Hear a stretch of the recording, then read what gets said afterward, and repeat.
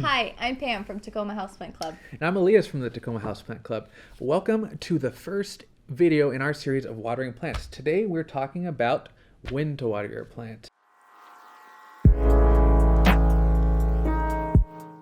So first of all, when to water your plant, never on a schedule. Never ever on a schedule. It really depends on how dry your plant likes to get and how quickly it dries out in the specific environment that it's in. Absolutely. So when I think about my plants, I put them into three separate categories. The first category is plants that like to be dry and then they like to stay dry. So these plants are generally fairly adapted to drier conditions and arid conditions like a desert or such, and they store a lot of water and moisture in their leaves or in their trunks. Yeah, some of the plants in this category would be your cacti, your succulents, euphorbia, sansevieria, many Hoyas, dracaenas, and caudex plants that, have the little caudex at the base of the stem. And so when we water these plants, we want to make sure that the soil has dried out thoroughly and it has stayed dry for a minimum of a few days, but preferably for a couple weeks or so. The leaves will tend to let us know because they lose turgor, which is that water pressure in the leaves themselves. So they get a little bit softer and they tend to have a little bit of flex to them. However, we want to make sure that we water these plants before they start to wrinkle or shrivel in any way. Yeah, definitely. So part of or actually one of the most important things with watering too is just the potting mix. So the potting mix needs for these dry plants that like to stay dry is well draining and very little moisture retention. So speaking of moisture, that's our second category, which is moisture-loving plants. So these plants hate to be dry and they prefer to have some moist soil. So when I say moist soil, I don't mean like a dripping wet sponge. I mean like a sponge as if you had just recently wrung it out. Some of the plants in this category are your calatheas, marantas, phytonias, ferns. Lots of carnivorous plants like to be wet all the time, like your nepenthes, your drosera, your pinguicula. So there's quite a few in this category, but that's just a few of them.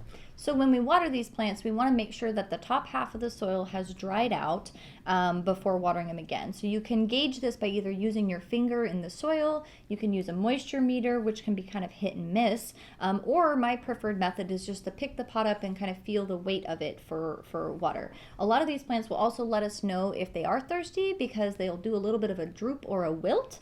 But we want to make sure that if they are drooping and wilty, if the soil is overly wet at the same time, that could actually indicate a root issue.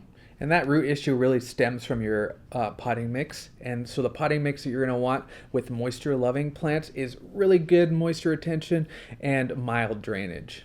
So our last category then are just kind of everything else in between. So we have our dry, our moisture lovers, and then kind of everything else in between there. These plants like a happy medium between moisture and dryness with some alternating dry periods. And the plants that fit into this category, well, there's lots of them, but just a few examples are aroids like philodendrons, monsteras, and anthuriums, as well as other things like ripsalis and jungle cacti. Also, Hoyas fit in this category sometimes as well. So when we water these plants, we want the potting mix to dry out most of the way, about 80% or so, and we don't want it to stay too dry for too long.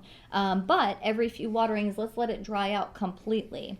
So we can gauge the soil dryness then again by either using our finger, we can lift the pot and kind of feel the weight of it. And I tend to look for signs for my plants because I've developed a little bit of a relationship with them. So if they let me know by drooping or wilting a little bit.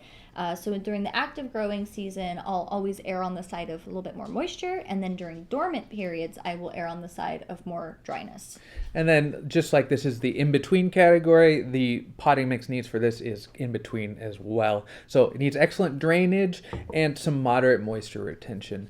So in summary, we have our favorite three categories to classify our plants in when we're watering, and that's the dry and stay dry, the moisture-loving plants, and the in-between plants. Just remember to do your research with your plants. What works for you is not necessarily going to work for everybody else.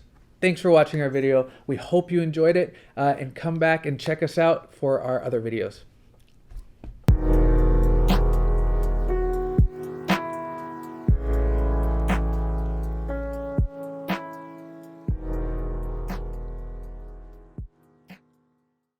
I don't know how that works. I don't understand reality. Yeah, no, I don't understand sides.